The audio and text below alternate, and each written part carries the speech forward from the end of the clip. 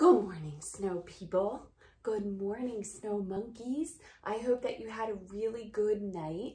I'm hoping that all of you are back in the groove now because I know it was a little rough coming back. It was a little bit rough, but you did a great job yesterday. I'm hoping that this week is going to be filled with lots of snow activities that you're gonna love, so it's not gonna be that hard to be back.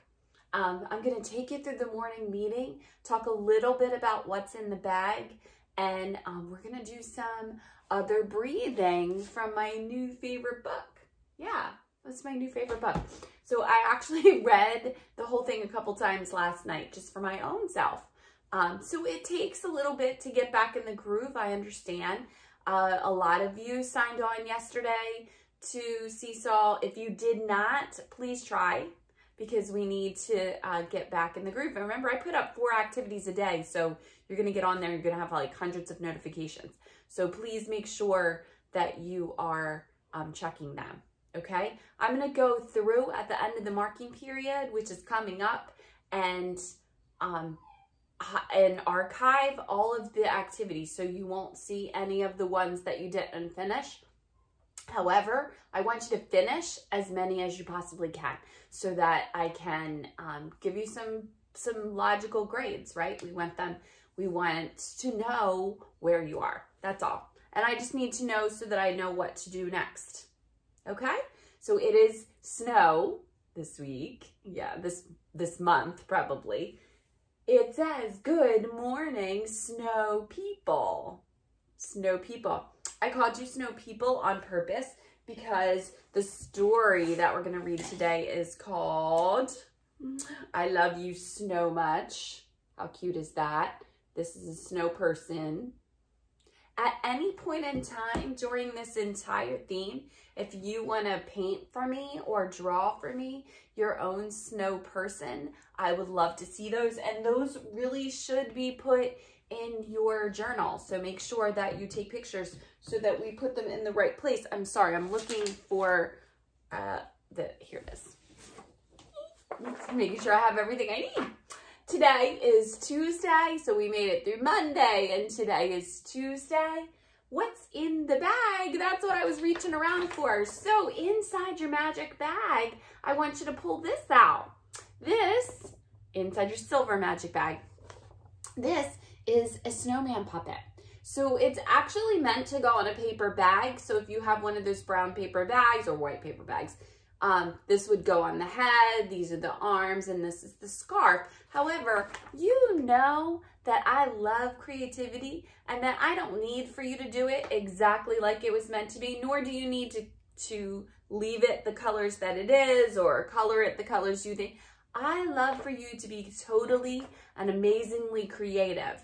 So you can just cut out these pieces and glue them on a piece of paper and make the body of the snowman or snow person any way that you want, right? Like it could be wearing a fancy ball gown, or it could be riding a bicycle or a 4-wheeler, Dustin, or anything that you love, Micah. Maybe a Spider-Man snow person.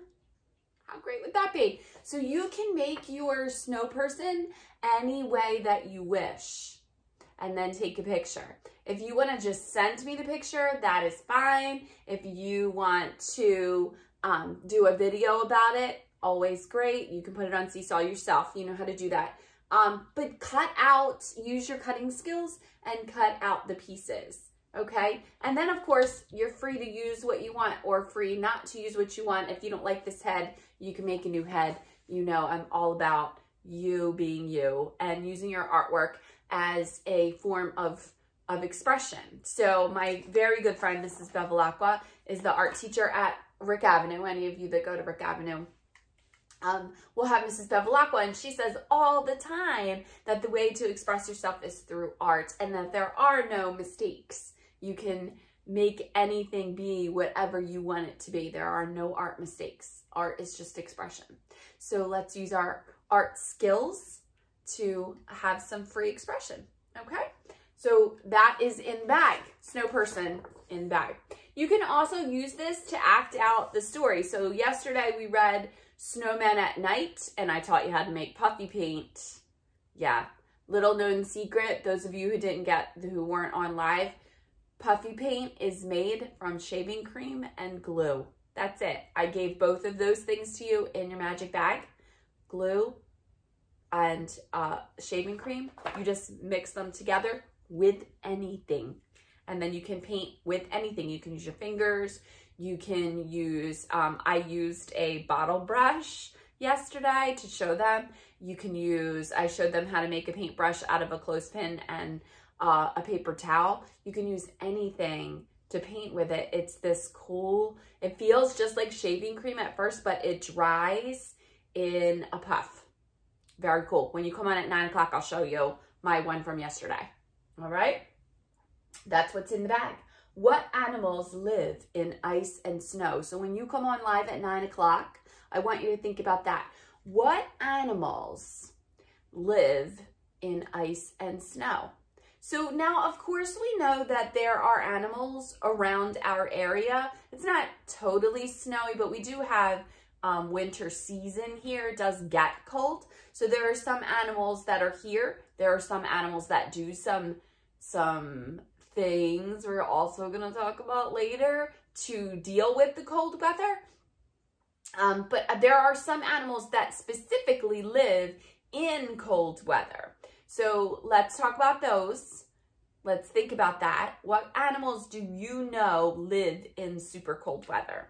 And then next week, that's what we're going to do. We're going to do animals that just live in ice and snow. All right. But you're going to choose. You're going to choose what animals we do. So come on at 9 o'clock. We're going to talk about snow people. We're going to talk about puffy paint. We're going to talk about what animals live in ice and snow. All right. Flower breathing. So again, I went in my new very favorite book, and I'm going to read to you a little bit about flower breathing.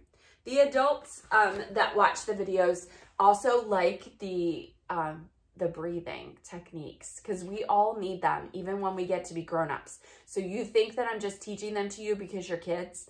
No, I'm teaching them to you because it is how you deal with stress and how you have a calm body even when you're a grown-up, because we all have stress. So when your parents are breathing, you can teach them. When your grown-ups need a minute, sometimes they just need to flower breathe too, or hot chocolate breathe like we did yesterday. Here's flower breathing. Imagine a flower in front of you. So I am going to, this is actually wood, but I'm going to show you a flower in front of you. Okay, this is one of my favorite flowers though. This is a tulip, just in case you need to know that. It's the most beautiful flower you've ever seen. Actually, my son brought this back for me from a trip to Europe. So it is one of the most beautiful flowers I've ever seen, and I keep it in a very safe place. Can you see all of the colors in the flowers in your mind? So you are going to close your eyes and think of your favorite flower. It can be any flower. It can be anything living that you think is beautiful. It's just like when I would ask you before to close your eyes and just think of the best thing in your entire life. And most of you said ice cream, but anything that's beautiful, I want you to just think of the most beautiful flower. Imagine how it smells. Imagine how it smells. Take a long sniff in through your nose and then let all the air out through your mouth. So you're going to sniff it. You're still keeping your eyes closed, thinking about your beautiful flower. Now you can just pretend to see the flower. Some of us love roses. Some of us love lilacs. It doesn't matter. You're just pretending. So you're going to go in, out. If you're pretending you're sniffing a flower, then I know that you're going to actually breathe in goodness, because you're pretending you're smelling something. So that smell is so good to you. It's so beautiful to you. And you're going to do it 3 times. You ready? Flower breathing. In, out, in, out, in. I hope every time you're going in, you're thinking of the most beautiful flower and all of the colors. And out. And now we should have a nice, calm, thinking mind. So when you come on at 9 o'clock, we'll do one more so that we're all calm and ready. Rhyme time. This week's rhyme is Little Snowman. And here it is. There was a little snowman that had a carrot nose. Along came a rabbit, and what do you suppose? That hungry little rabbit, looking for his lunch, snatched the snowman's carrot nose, nibble, nibble, crunch. I will see you at 9 o'clock so that you can do the nibble, nibble, crunch nice and loud. You like to do the yelling nibble, nibble, crunch part. And which side has more, which side has less? Looking at our snowflakes down here, make sure that you can see them nice and clear. This is one side. This is the other side. And you need to think in your mind, which side has more? We'll do the voting, thumbs up, thumbs down. Which side has more? Which side has less? I'm not going to tell you the answer. You're going to come up with the answer when we come on live at 9 o'clock. Okay. If you cannot log on to Seesaw, dig in. There's that big fat packet in your magic bag this month. Looks like this. Big fat packet, huge. 3 things every day. All right, dig in there, see what you find.